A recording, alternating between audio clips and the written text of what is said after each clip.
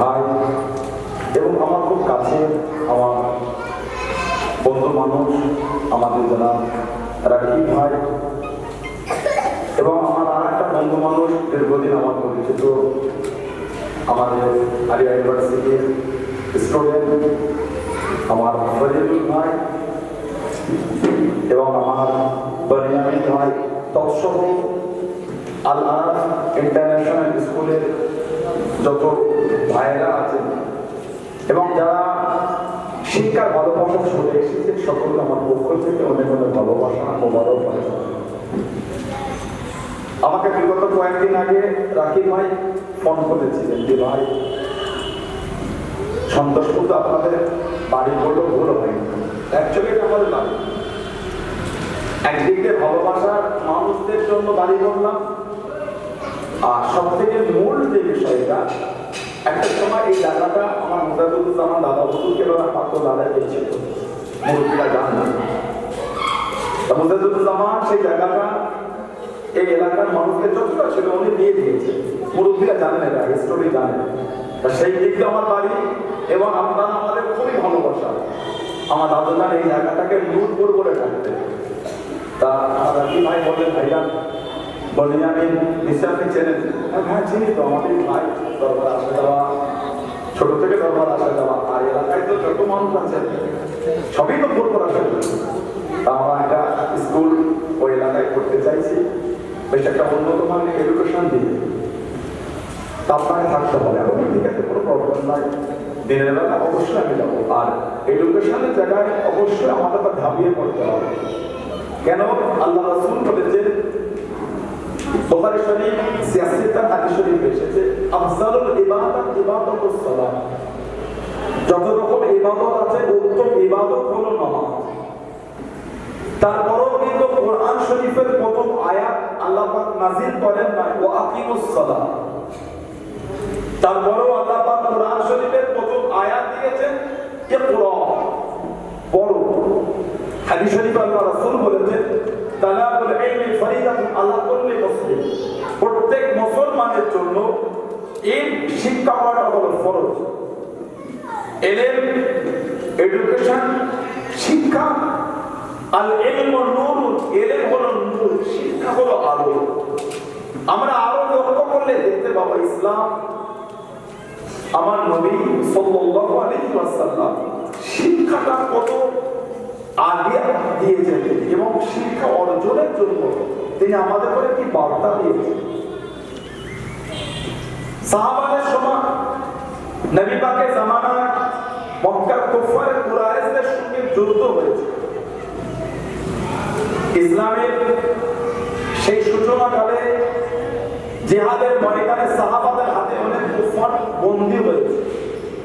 তখন তাদের করে নবী পাকের দরবারে পেশ করা হতো। তাদের মধ্যে কে শিক্ষিত থাকবে তাদের করে প্রস্তাব দেওয়া হলো, তোমরা আমাদের বাড়ির বাচ্চাদের করে 6 মাস কি 1 বছর কি 2 বছর তোমরা এই বিষয়ে শিক্ষা দাও, তোমাদের আজাদ করার জন্য কোনো টাকা লাগবে না, তোমাদের দ্বারা আমরা এমনি ছেড়ে দেবো। তাহলে এখান থেকে আমরা বুঝতে পারি নবী পাক সাল্লাল্লাহু আলাইহি ওয়াসাল্লাম তিনি শিক্ষা অর্জনের জন্য, তিনি এডুকেশন আমাদের বাড়ির ছেলেদের মধ্যে পৌঁছাবার জন্য, যারা বন্দী হয়ে এসেছে শিক্ষার বিনিময়ে তাদের আজাদ করার তিনি প্রস্তাব দিয়েছেন। তা সেই রকম একটা কর্মসূচি আল আরাফ ইন্টারন্যাশনাল স্কুল, আমার বনিয়ামিন ভাই সহ তারা সহপাঠী যারা আছেন তারা এই উদ্যোগ নিয়েছেন।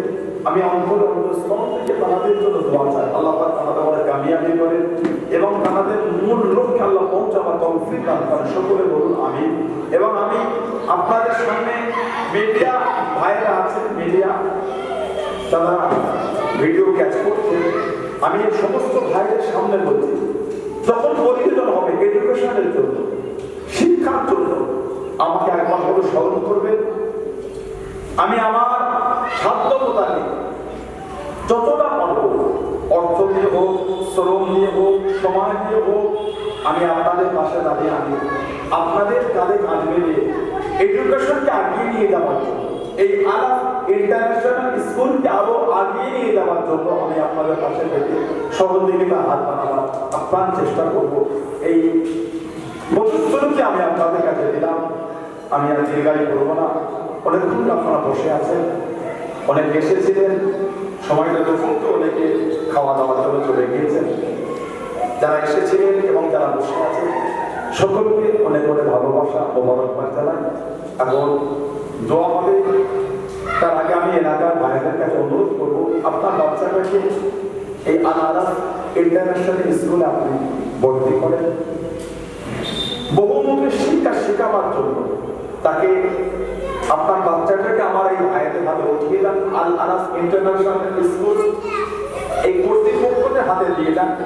দেখবেন আপনার বাচ্চা একটি উচ্চ শিক্ষায় শিক্ষিত হয়েছে এবং এলাকার নামকে উজ্জ্বল করবে ইনশাআল্লাহ। এই আশা আপনাদের কাছে রাখি, আপনাদের কাছে আশা রাখি আপনার বাড়ির বাচ্চাটাকে আলাপ ইন্টারন্যাশনাল স্কুলে এই পরিবারের হাতে উঠিয়ে দেবেন এবং উন্নত মানের এডুকেশন অর্জনের জন্য এনাদের পাশে দাঁড়িয়ে আপনারা সর্বদিকে সহযোগিতা করবেন। এই আশা আপনাদের কাছে রাখি। যারা মিডিয়ার মধ্যে দেখছেন তাদেরকেও এই আশা রাখি আগামী দিন ইনশাআল্লাহ এই প্রতিষ্ঠান বাংলার মধ্যে একটা উন্নত মানের প্রতিষ্ঠান হবে। আল্লাহ পাকের দরবারে এই দোয়া চাই। দোয়া হবে সকলে বিসমিল্লাহ শরীফের সঙ্গে আলহামদুলিল্লাহ শরীফ 3 রাসূলুল্লাহ শরীফ 7 বার দরুদ শরীফ।